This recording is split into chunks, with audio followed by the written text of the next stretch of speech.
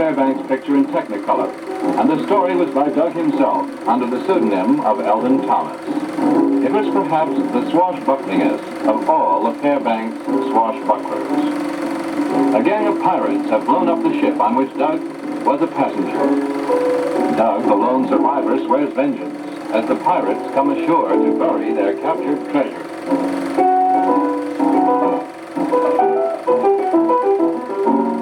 Doug's fertile brain evolves a plan to infiltrate into the pirate gang.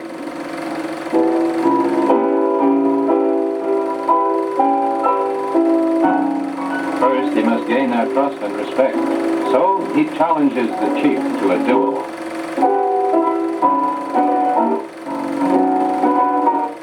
Doug was a fine swordsman. It would have been hard, in fact, to find a swordsman double with Doug's grace and daring.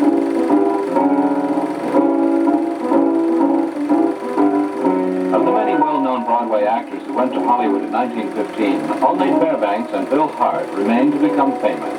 Two men diametrically opposed in style, Hart the strong silent type, Fairbanks the complete extrovert, athlete, comedian, with a broad gesture, the broader smile, the gay exuberance.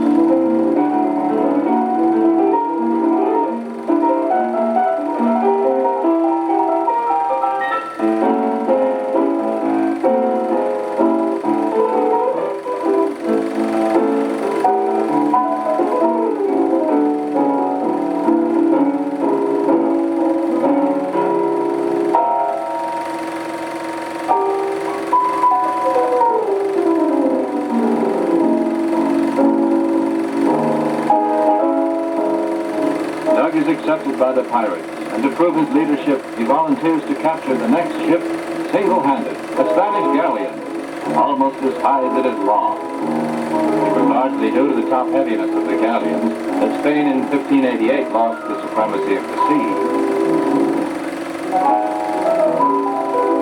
First, he puts the rudder out of commission.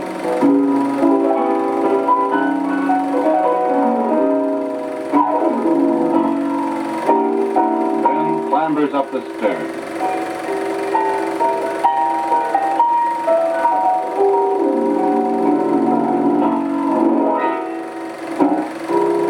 This is the sort of ingenuity and agility that satisfied the Fairbanks audiences for 15 years.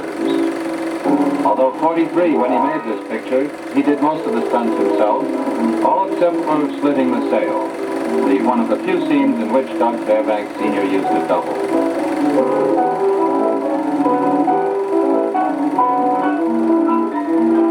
Doug makes good on his promise to capture the galleon and sails it back to the waiting pirates. No one has been killed, of course.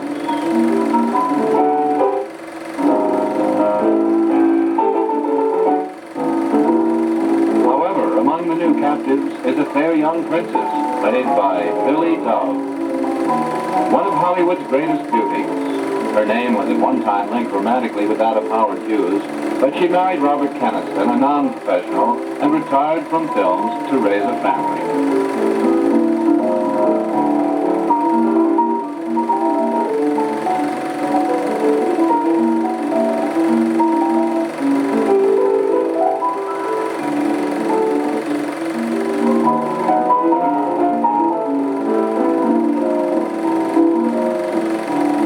Doug is able to protect the princess temporarily by talking the pirates into holding her for ransom.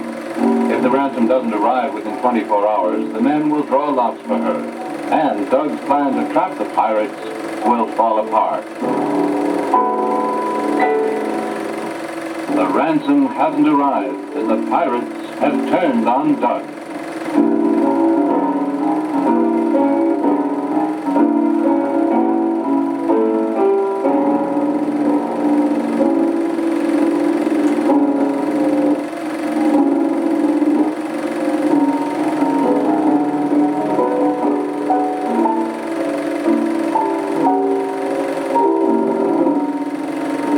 Princess, pretending to kiss him farewell, slips a knife into his hand.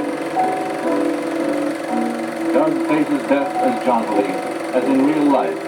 He faced the first few sour critics of some of his early stage plays and very first films. Minnie Dupree had called his Shakespeare a bad case of St. Vitus dance. But of course, it wasn't long after Doug arrived in Hollywood before critics and world audiences became unanimous in admiration.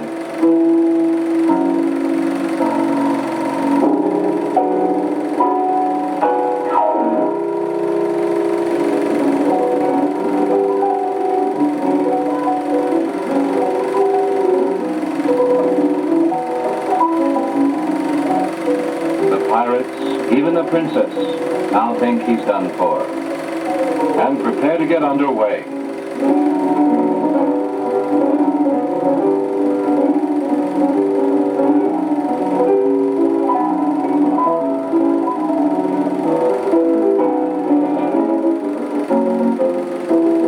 What they don't know is that Doug has swum ashore, gotten help, and is even now coming to the rescue.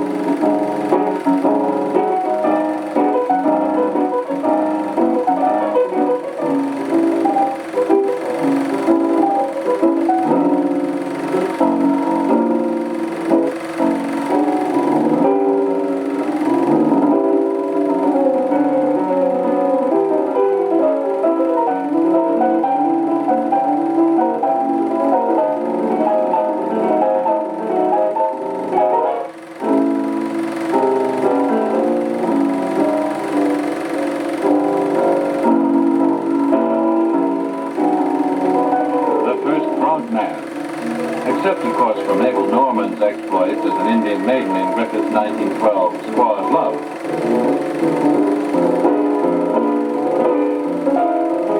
The swimmers were suspended from a crane on 120 piano wires.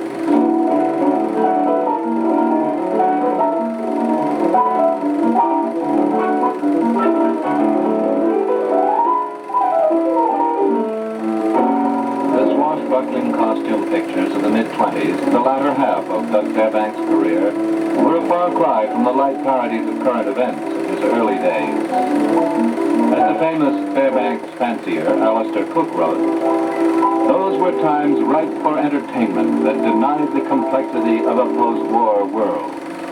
Doug sensed the mood and gave the public what it wanted: action, escape.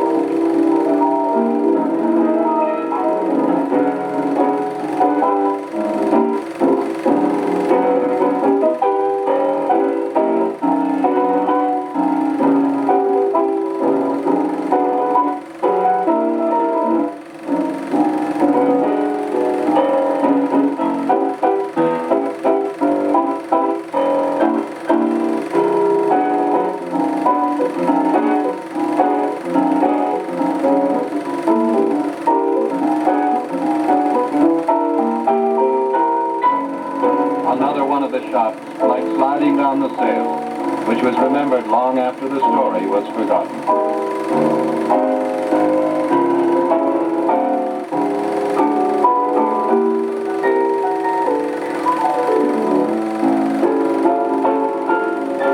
And so once more, by both cunning and physical courage, Doug has triumphed as the Black Pirate. A triumph which reminds us, to again quote Alistair Cook, that when Fairbanks came to Hollywood from the New York stage, D.W. Griffith, to whom he reported at Triangle, tried to shunt him off into Keystone comedies because of his acrobatics. One of the few and one of the classic goofs of the great Griffith.